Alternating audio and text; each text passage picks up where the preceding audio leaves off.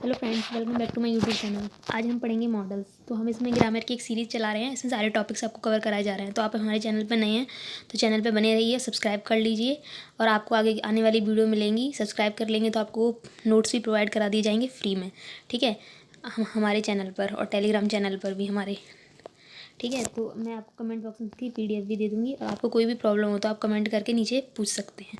चलिए तो हम स्टार्ट करते हैं मॉडल्स। जैसे कि आप जानते हैं ग्रामर हमारे लिए कितनी इंपॉर्टेंट है, जो हर एग्जाम में पूछी ही जाती है ग्रामर, चाहे वो कंपटीशन हो, चाहे वो 11th हो, चाहे वो 10th हो, चाहे 12th हो, चाहे 9th हो।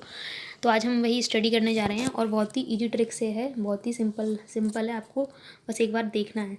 मॉडल्स क्या होते हैं? तो मॉडल्स एक प्रकार की हेल्पिंग वर्ब भी होती है, जैसे AJMR होती है वैसे ही मॉडल्स भी हेल्पिंग वर्ब होती है। इन्हें हम ऑक्सिलरी वर्ब भी बोलते हैं। ऑक्सिलरी वर्ब आ जाए तो कंफ्यूज मत होना, यही मॉडल वर्ब होती है, यही ऑक्सिलरी वर्ब होती है, ठीक है।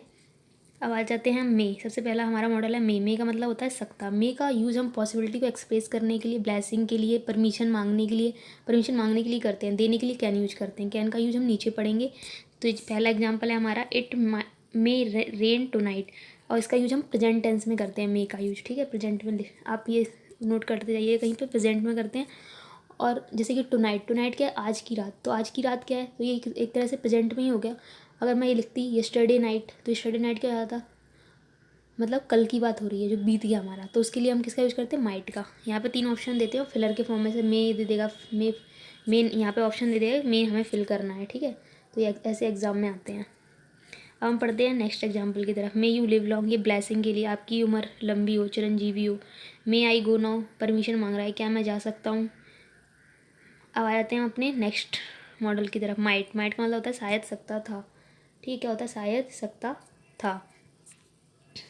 अब ये मे का पास्ट होता है, मे की तरह यूज करते हैं, बस पास्ट के लिए इसको यूज करते हैं।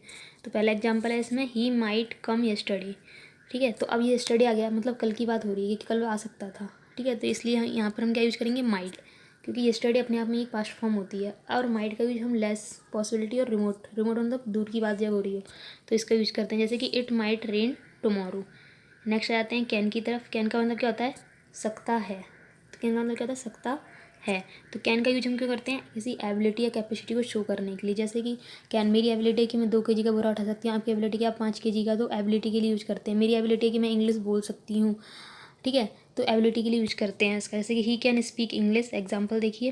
परमिशन, और इसका यूज हम परमिशन देने के लिए भी करते हैं, जैसे कि यू कैन गो नाउ, ठीक है। वो मे कर रहे थे मांगने के लिए, ये देने के लिए करते हैं।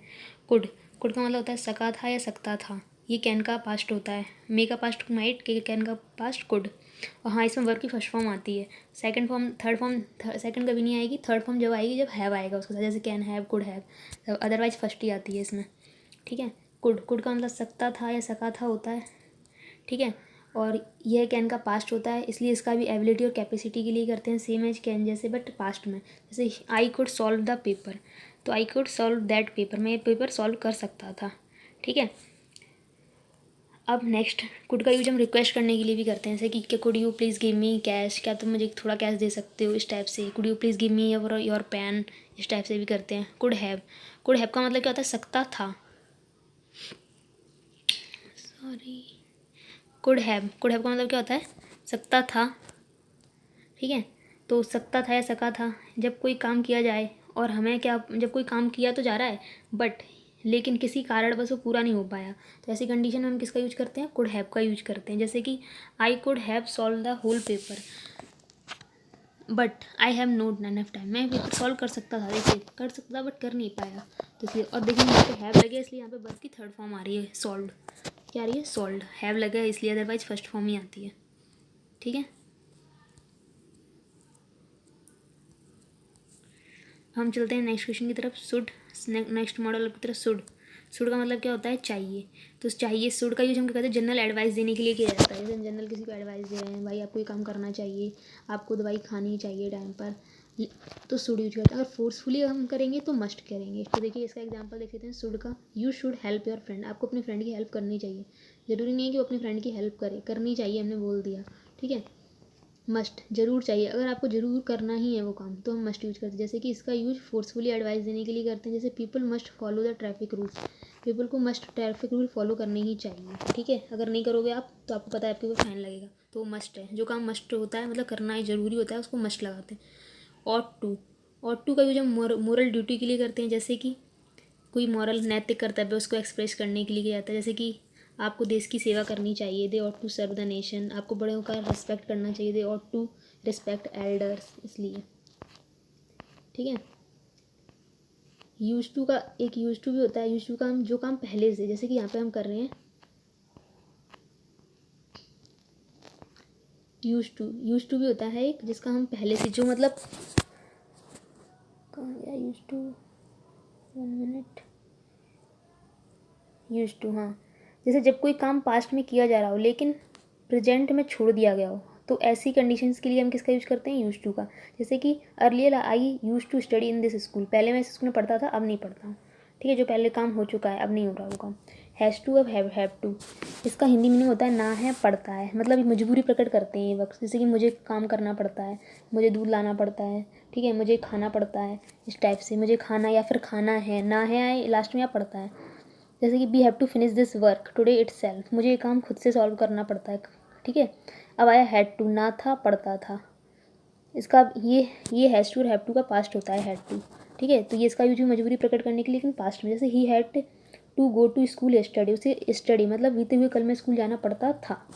अब आया विल हैव टू का मतलब होता है ना होगा पड़ेगा, तो इसका यूज फ्यूचर में मजबूरी प्रकट करने के लिए करते हैं, जैसे कि future he will have to repent one day other or the other, मतलब उसे एक रिपेंड करना पड़ेगा एक दिन, ये दिन या फिर दूसरा दिन।